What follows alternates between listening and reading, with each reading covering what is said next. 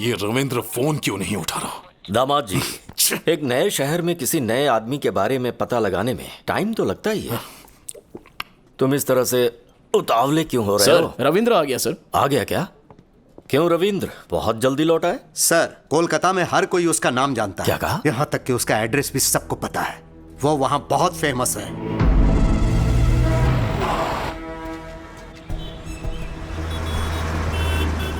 विक्की भाई हमारे काली घाट का छत्रपति शिवाजी है। मैं सीधे काली घाट के एरिया में पहुंचा।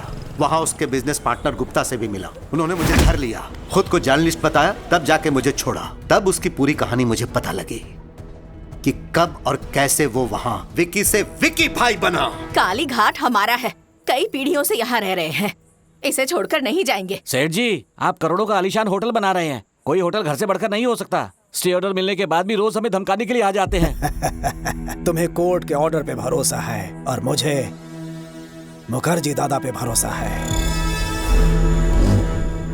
ये मुखर्जी मुझ पे भरोसा करने वालों के दुश्मनों को जिंदा निकल जाता है, और तुमने जिस विकी पे भरोसा किया है वो तो मेरे सामने खड़ा भी नहीं हो सकता।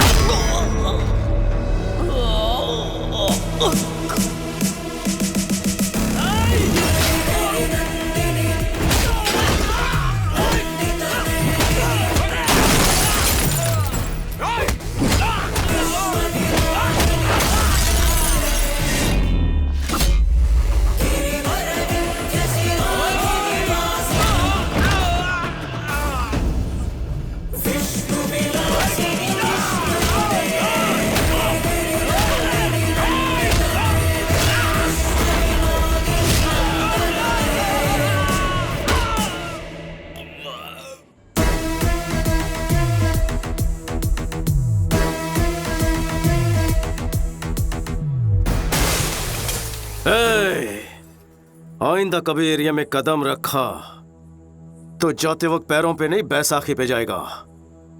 निकाल। जब मैं भूखा था तो काली घाट ने मुझे खाना खिलाया, बेघर था तो मुझे रहने का सहारा दिया। अब इस काली घाट को बचाना मेरा फर्ज है, मैं पीछे नहीं हटूंगा।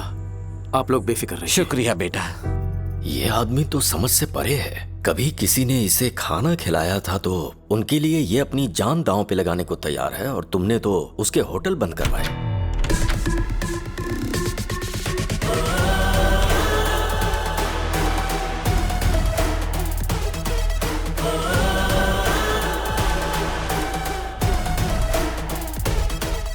क्यों रविंद्र,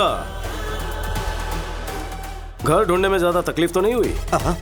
बाय द वे, मेरी इंफॉर्मेशन निकलवाना रविंद्र को मौत के मुंह में डालेगा। इन्हें कोलकाता से वापस हैदराबाद जिंदा लौटाने में सिर्फ एक ही इंसान का हाथ है, मेरा।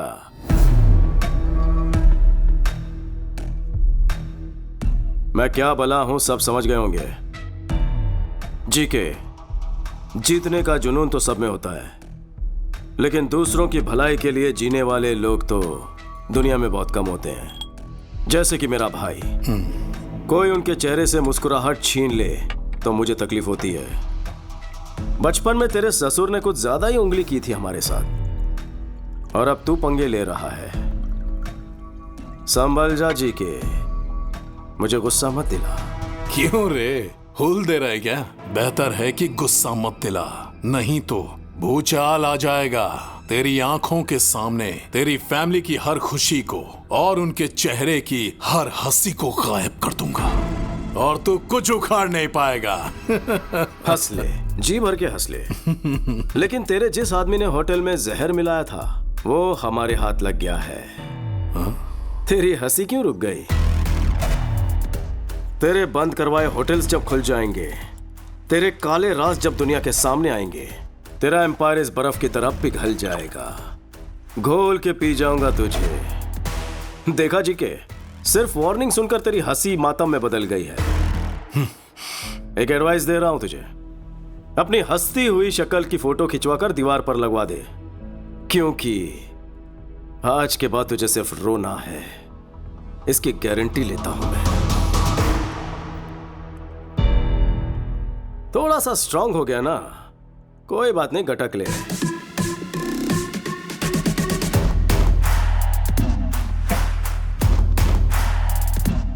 याद रखना, दुश्मनी ली है भैया से, लेकिन सामना होगा मुझसे। All the best.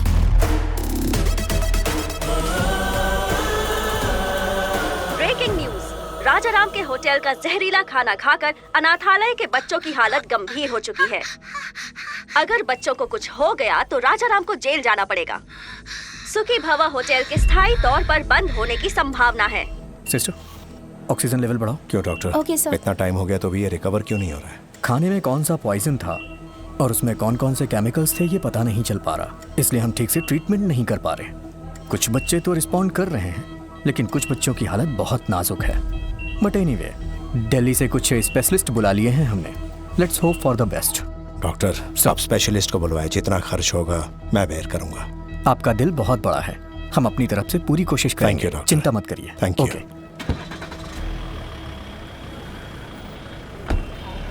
Okay sir.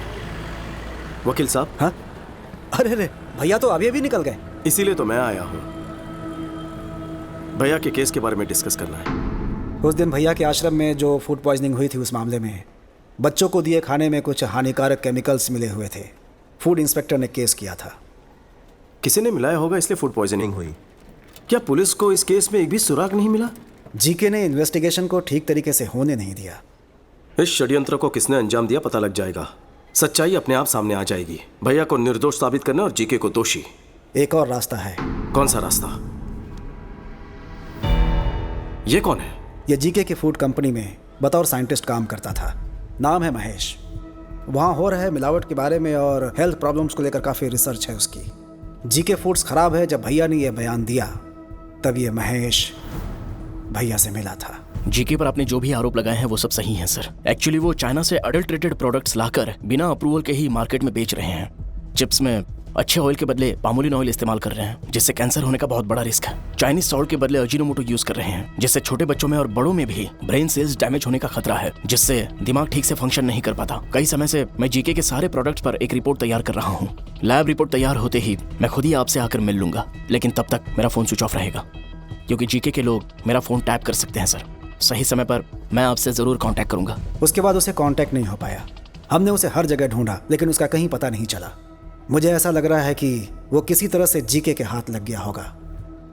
नहीं सर, खाने में जहर मिलाने वाला और ये साइंटिस्ट महेश दोनों जीके के लिए खतरा है। वो दोनों जिंदा है तभी जीके अभी तक भैया का पीछा कर रहा है। पहले जहर मिलाने वाले को ढूंढ निकालेंगे, तभी सच्चाई सामने आएगी। लेकिन जो भी करना है फाइनल हियरिंग के पहले ही करना होगा।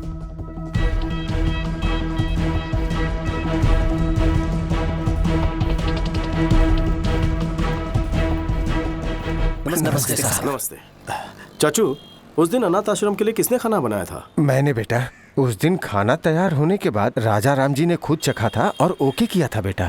और उस दिन आश्रम तक खाना कौन लेकर गया? उस दिन रहीम भाई। मैं गया था, लेकिन हाँ बोलो। आश्रम जाते समय बेटी की एक्सीडेंट की खबर सुनकर मैं तुरंत हॉस्पिटल चला गया। तो फिर कौन लेकर गया? बैल राजू। बैल राजू हमारे रेस्टोरेंट को यही मैनेज करते हैं। नमस्ते। नमस्ते।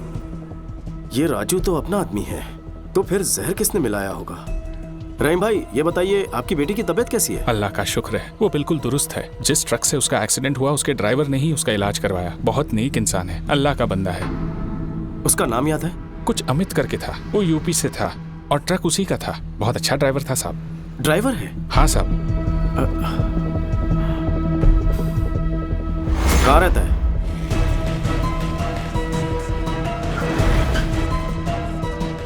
यहाँ अमित नाम का एक ड्राइवर है, कहाँ रहता है? हाँ साहब, वो यहीं पर रहता है। वो देखो वहाँ पर है।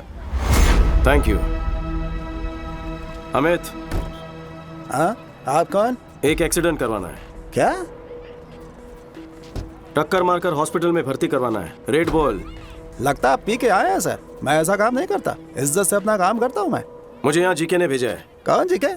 कोई गलत फहमी हुई है आपको? आप जाइए साहब, अपना काम करिए, जाइए यहाँ से। राजू बोलेगा तो करेगा। है? सब कुछ पता है मुझे। राजू ने सब कुछ उगल दिया है। कमीना धोखेबाज, खुद तो फंस गया, मुझे फंसाएगा वो।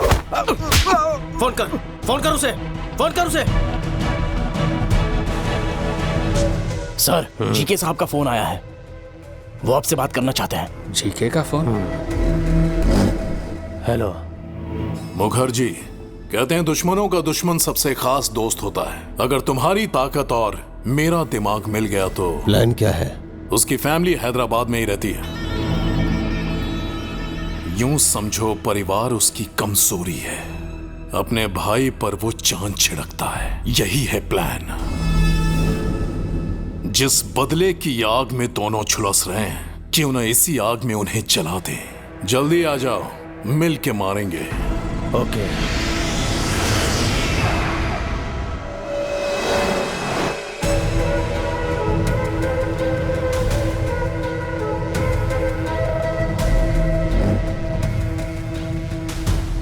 Welcome to Hyderabad Mukherjee.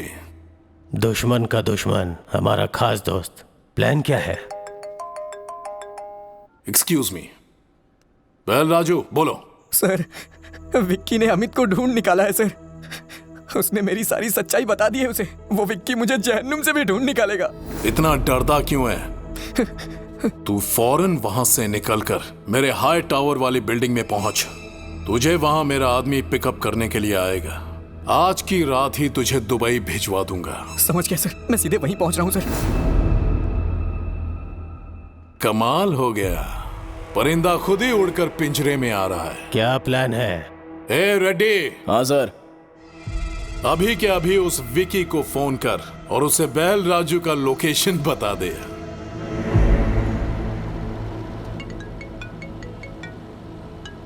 Hello. आप जिस बैल राजू को ढूंढ रहे हैं ना, वो नानकपुरा के हाई टावर में छुपा है। जीके के आदमी उसे वहीं जाके मारने वाले हैं। जल्दी पहुंचो, ज्यादा समय नहीं है उसके पास। आप कौन है? आपके भाई का प्रशंसक और शुभचिंतक।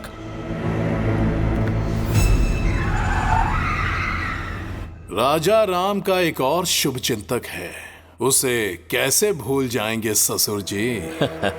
समझ गया दामाद जी।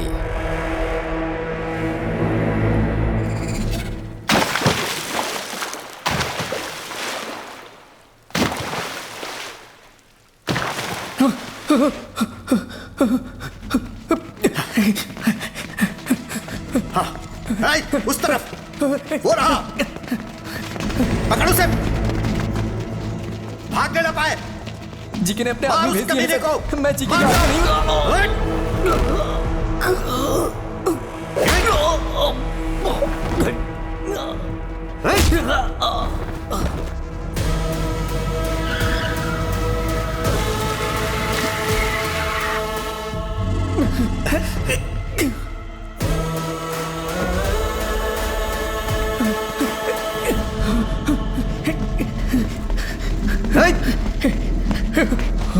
वो रहा।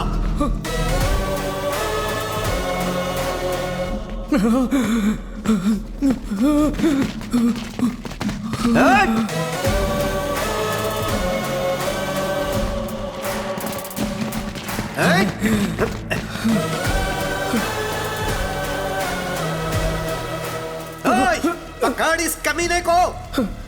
विक्की भैया, मुझे माफ कर दीजिए विक्की भैया। मैं पैसों की लालच में बहक गया था। अपने बच्चों के अच्छे भविष्य के लिए मैंने ऐसा किया। मुझे कोर्ट ले चलिए आप। मैं जीके की सारी सच्चाई बता दूंगा और यही मेरा प्रायश्चित होगा।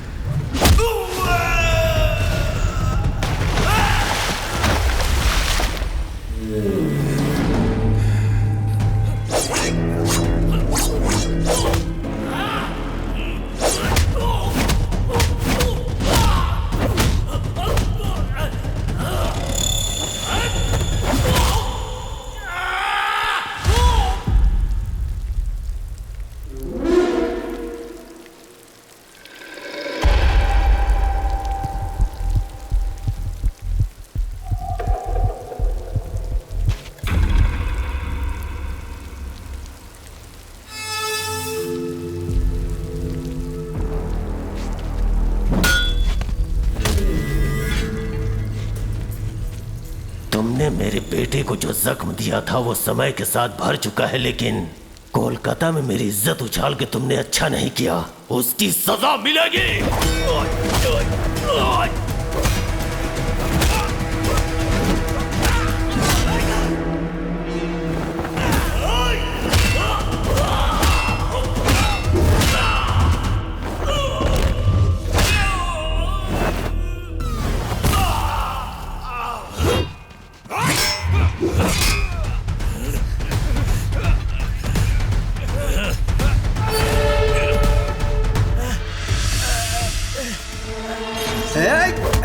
रुक।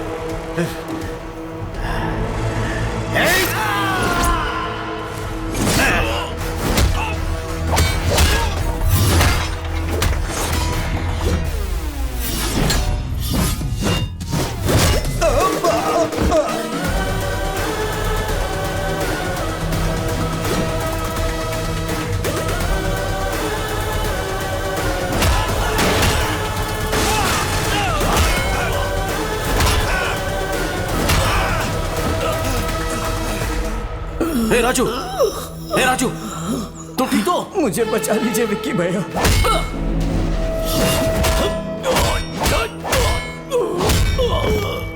विक्की भाई छोड़ दो मेरे पिताजी को, दोबारा तुम्हारी जिंदगी में कभी नहीं आएंगे। विक्की!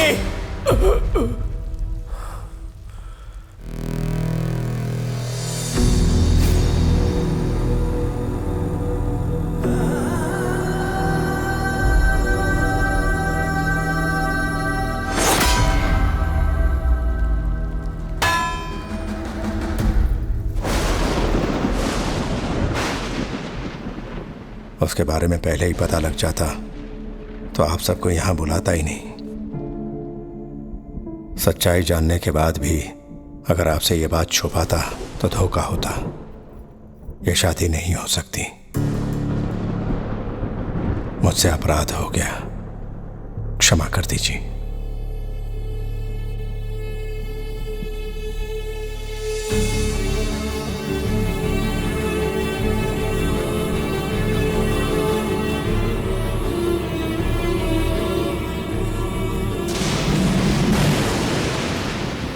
तुमने मेरे बेटे को जो जख्म दिया था वो समय के साथ भर चुका है, लेकिन कोलकाता में मेरी इज्जत उछाल के तुमने अच्छा नहीं किया।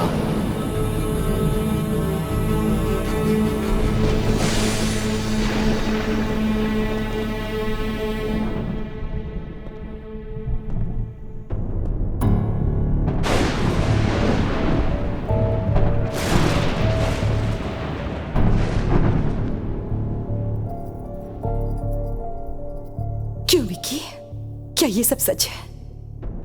तुम्हारे बारे में भैया क्या बातें कर रहे हैं? शुक्ला जी को बुलवाकर ये सगाई भी तोड़ दी उन्होंने।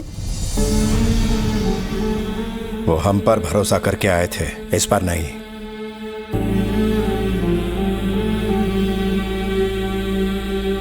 हाँ, आखिर असलियत क्या है? जो विक्की हमारे सामने खड़ा है या जो लोगों से सुना वो? दोनों ही सच है भाभी, नजरिया का फर्क है। भैया ने कहा मैं नहीं बदल पाया, सच है। भैरवी को चाहता हूं, ये भी सच है। आप सबके साथ रहना चाहता हूं परिवार की तरह, ये भी सच है। क्या वो झूठ था जो मैंने अपनी आंखों से देखा? नहीं भैया, हम दोनों में क्या फर्क है कभी सोचा है? बचपन से ही आप अपनी नजरों से मुझे दुनिया दिखाना चाहते थे, पर मेरी दुनिया कहीं अलग थी। किसी ने हाथ उठाया तो तोड़ दिया, जुल्म के खिलाफ खड़ा रहा, अन्याय को अपने ढंग से जवाब दिया। अपनी गलतियों को जस्टिफाई मत करो। मुझे लगता है मैंने कोई गलत काम नहीं किया है। जो मुझे सही लगा वो किया, बस मैंने आपसे छुपाया। आपकी प्रॉब्लम मुझे ना पता चल जाए इसलिए आपने सबसे झूठ बुलवाया था।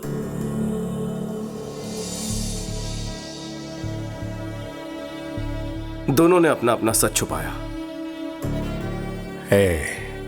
किसी की भलाई के लिए बोला गया झूठ झूठ नहीं होता। वो सच जो किसी के प्राण ले ले, वो झूठ से भी भयानक होता है। अगर सच बता देता तो क्या आप मुझे घर में जगह देते? आपकी दुनिया में सच्चाई, ईमानदारी, शराफती सब कुछ है, पर बाहर दुनिया बदल चुकी है।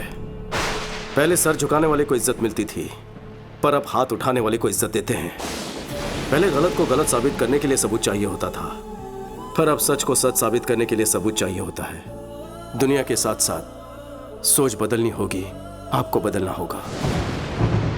नहीं बदले तो हिंसा करोगे? इस घर के कुछ आदर्श हैं, इस कुटुंब के कुछ संस्कार हैं। अगर इन्हें नहीं मान सकते तो यहां रह भी नहीं सकते। निकल जाओ यहां से। राजा, जीजा जी, सुनिए जी, ये क्या कह रहे हैं? कोई गैर भी गलती करे तो मैं सह नहीं पाता, तो तुम ही बताओ, मेरा अपना गलती करे तो कैसे बर्दाश्त करूं? इसे कहो चला जाए यहां से।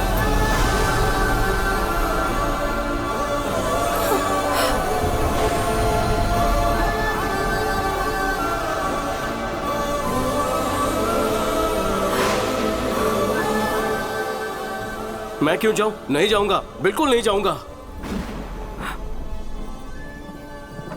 मेरे लौटने पर भैया ने हवन करवाया, भाभी ने मेरी सलामती के लिए रोज पूजा की। आज अगर घर में मुसीबत आई है तो मैं चला जाऊं? इस घर पर मेरा कोई हक है कि नहीं है? हक है, लेकिन तब जब तू ईमानदार होता, किसी को धोखा नहीं देता। हम हमेशा इस घर की परंपराओं के बारे में, मान मर्यादाओं के बारे में बात करते थे। हक की बात कभी दिल में ही नहीं आई।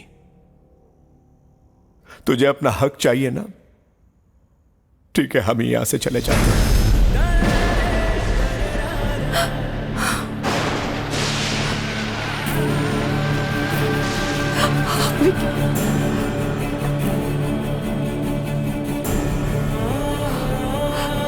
सुनिए ना, ये जा रहा है। विक्की, विक्की, रुक जा बेटा।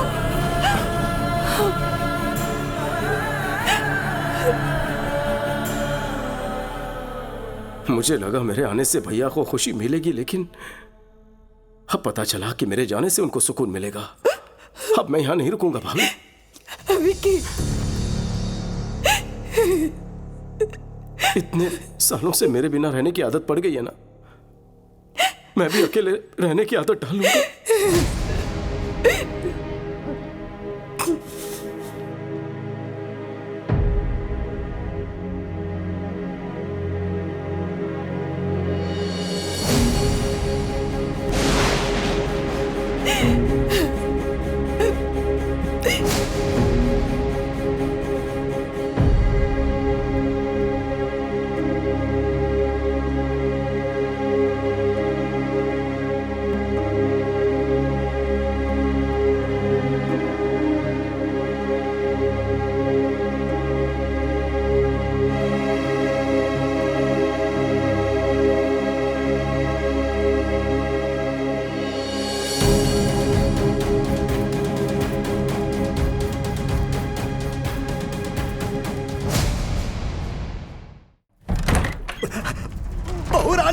बहुरानी, बहुत बड़ा अनर्थ हो गया बहुरानी। क्या बात है, क्या हुआ? फोन आया था कि बच्चों की तबीयत बिगड़ गई है, हॉस्पिटल बदलना पड़ेगा। मैं और राजा हॉस्पिटल पहुंचे, लेकिन वहां तो बच्चे ठीक हालात में थे। पता चला किसी साजिश के चलते हॉस्पिटल बदल रहे हैं। मैंने और राजा ने उन्हें रोकने की बहुत कोशिश की, पर वो ज्यादा लोग थे। बच्चों के साथ साथ राजा को भी अपने साथ लेकर गए। बहुरानी, हमें तो यकीन है ये सब जीके की ही कोई चाल है। हाँ,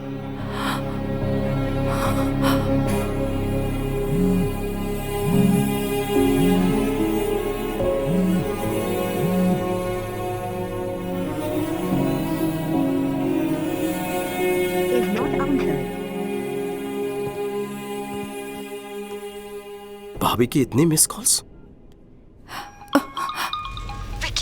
हाँ भाभी, मेरी बात सुनो। आज कोर्ट में तुम्हारे भैया के केस की हियरिंग है, फाइनल हियरिंग। मुझे तुम्हारी जरूरत है।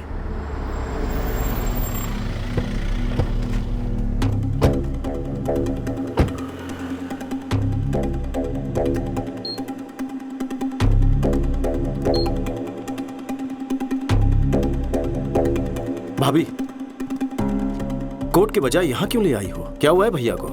वक्त आने पर सब बताऊंगी, अभी तुम अंदर चलो। विक्की, वहां अंदर कुछ भी हो जाए, मेरी बात पूरी होने तक तुम कुछ मत कहना, समझ गए ना? हाँ। चलो।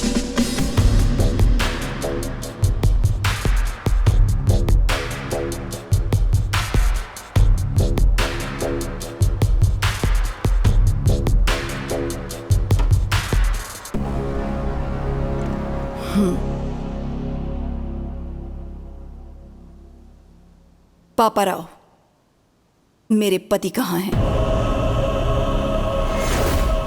जवाब दीजिए कमिश्नर साहब। आज सजा मिलना तय था, इस डर से भाग गया होगा। कोर्ट का फैसला आते चूहे को उसके बिल से ढूंढ निकालेंगे। झूठ बोलने की भी हद होती है। बच्चों की आड़ में मेरे पति को हॉस्पिटल में बुलवाकर वहां से उन्हें किडनैप करवाकर कहीं ले गए। पुलिस ने अभी तक कोई एक्शन नहीं लिया है, मतलब कि वो भी तुमसे मिले हैं। अब तुम्हें सच बताना ही होगा, कहाँ है मेरे पति? एक बार दामाद जी केस जीत जाएं, फिर मैं उसे भी ढूंढ निकालूंगा। वो शर्म की वजह से कहीं ट्रेन के सामने न कूद जाए। अब राजा राम का कोई बेटा तो है नहीं, उसकी चिता को आग देने का शुभ कार्य भी उसी के हाथों करवा लेना।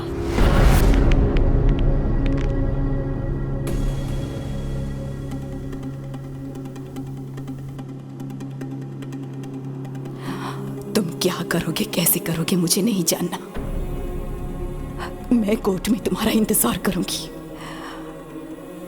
वो कहीं भी क्यों ना हो। 10:30 बजे उन्हें कोर्ट में लाना तुम्हारी जिम्मेदारी है। वो अगर केस हार गए तो मैं सह नहीं पाऊंगी, और वो भाग गए ऐसा इल्जाम बर्दाश्त नहीं होगा।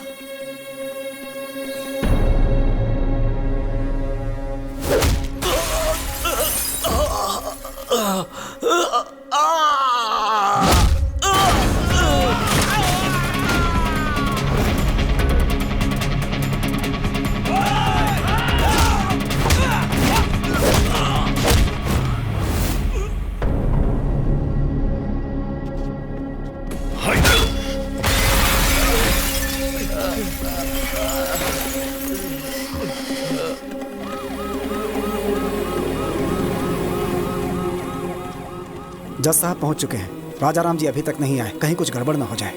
आप चिंता मत कीजिए, वो जरूर आएंगे। विकी उन्हें वक्त पर जरूर लेकर आएगा।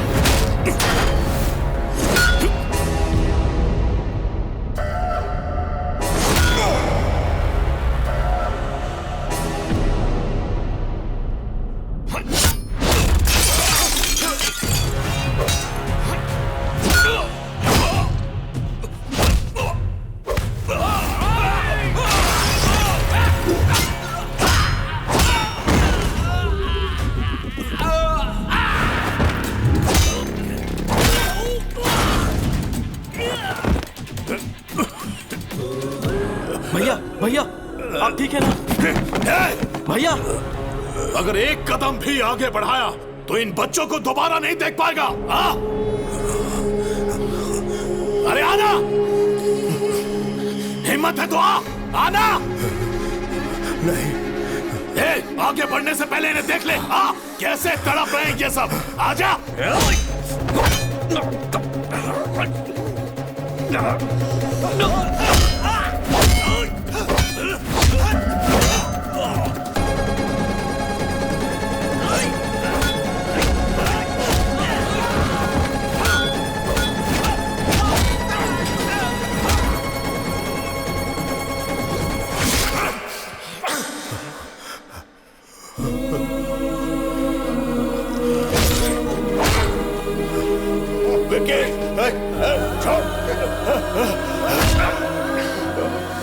क्यों वकील बाबू, राजा राम नहीं आया ना? जाकर कोई और केस लड़ो। हेलो मैडम, तेरा पति भगोड़ा है, नहीं आया ना? भगोड़ा है वो, भगोड़ा। मसीहा बनने चला था इन बच्चों का और अपने भाई का। मेरे हर प्लान को तूने नाकामयाब किया।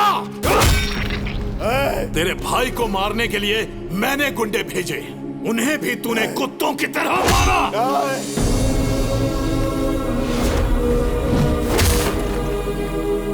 जब तेरा भाई फैमिली के साथ यज्ञ कर रहा था, मैं तभी उन सब की समाधि बना देता, लेकिन वहां पर भी तू ढाल बन गया। तेरी मौत किस तरफ से आएगी कोई नहीं जानता। मेरे रहते तू मेरी फैमिली को टच भी नहीं कर सकता, उनके चेहरे की खुशी नहीं मिटा सकता। मुझे चैलेंज किया था ना, मैंने जो शादी रुकवाई तूने वो भी करवा दी। समधी जी ने कहा है कि 2 दिन में एंगेजमेंट कर लीजिए। मुखर्जी को यहाँ बुलवाकर बैल राजू को भी हमने ही मरवाया और तभी तुम्हारी कमजोर नब्ज मेरे हाथ लग गई।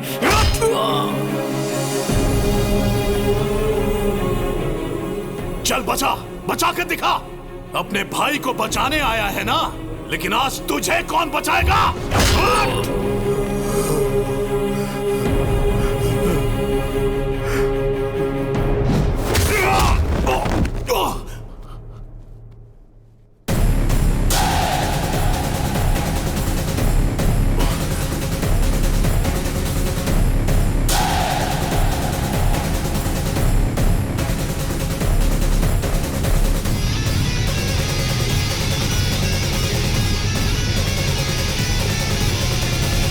तो बिल्कुल सही था विकी। पाप करने वाले को पुण्य का पाठ पढ़ाना और अधर्म करने वाले को धर्म के बारे में समझाना फिजूल है।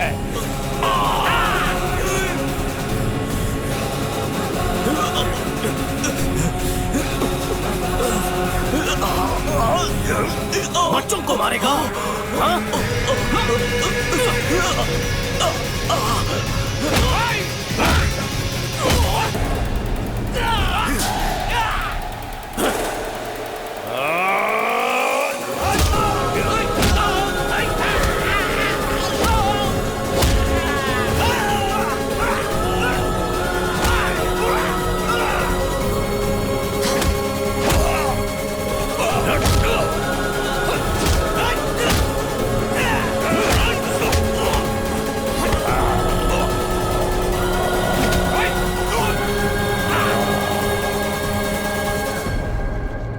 माय लॉर्ड, आज केस की लास्ट हियरिंग है, शायद इसीलिए कोर्ट में आने से कतरा रहे होंगे। वो केस हारेंगे सजा से बचने के लिए शायद अब तक इस स्टेट से या फिर देश छोड़कर भागने की फिराक में होंगे। रिपोर्टर मैडम, खबर मुझसे सुन लो, वो भाग गया। ऑडियंस को ब्रेकिंग न्यूज दे दो।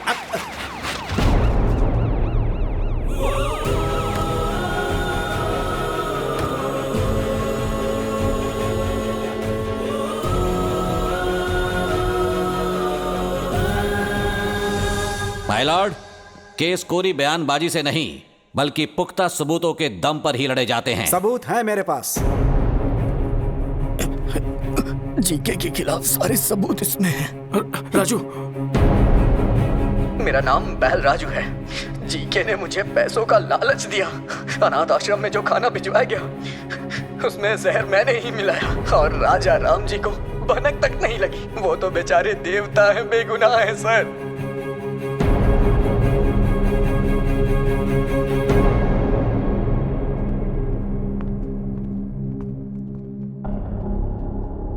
माय लॉर्ड, मैं हूं महेश। जीके फूड कंपनी में मैंने एज अ फूड साइंटिस्ट काम किया है। उनके प्रोसेसिंग यूनिट से आने वाला हर एक प्रोडक्ट मिलावटी है। अच्छे टेस्ट के लिए और ज्यादा दिन तक प्रिजर्व रखने के लिए वो हानिकारक केमिकल्स उसमें मिलाते हैं और फिर लैब में टेस्ट करने के लिए भेजते हैं। इसमें बच्चों के भी प्रोडक्ट शामिल हैं सर। यह सब कुछ मुझसे देखा नहीं जा रहा था और इस बात के लिए मुझे और मेरे परिवार को मारने की धमकी भी दी गई है। माय लॉर्ड, अपनी प्रॉपर्टी या जायदाद बचाने के लिए या शेयर के भाव बढ़ाने के लिए, अपने होटल की शाख बढ़ाने के लिए यह सब नहीं कर रहा हूं मैं, बल्कि हमारे लिए, हमारे बच्चों के लिए, आने वाली जनरेशन के लिए ये जंग लड़ रहा हूं। लफ्जों से अच्छा खेल खेल लेते हैं। ये राजा राम अपने कॉम्पिटिटर जीके के प्रति रोज नए षड्यंत्र रच रहे हैं। इसमें षड्यंत्र क्या है? जीके के बनाए प्रोडक्ट्स खाकर हजारों बच्चों को कैंसर हो चुका है। यह भी निजी मामला लगता है क्या? रुकिए, आपको जो भी कहना है कटघरे में आकर कहिए। My lord, what we eat is what we are. जैसा हम खाएंगे वैसे हम बनेंगे। माँ के दूध से ज्यादा बच्चे मिल्क पाउडर पीते हैं। घर के खाने के बजाय बिस्किट, चॉकलेट सिरप, आइसक्रीम्स खाते हैं। बाहर पिज्जा बर्गर खाते हैं और उन सब चीजों में ये मिलावट करते हैं। लोगों की जान से खेलने वाली हर कंपनी को बंद कर देना चाहिए और मिलावट करने वालों को फांसी की सजा मिलनी चाहिए। ऐसा कानून जल्द आना चाहिए सर, वरना आने वाली जनरेशन हमारी आंखों के सामने मरेंगी और हम कुछ नहीं कर पाएंगे। हमारे छोटे बच्चों को भले ही मुफ्त चिकित्सा या मुफ्त शिक्षा ना मिल पाए, पर यह उनका हक है कि उन्हें स्वस्थ जीवन मिले।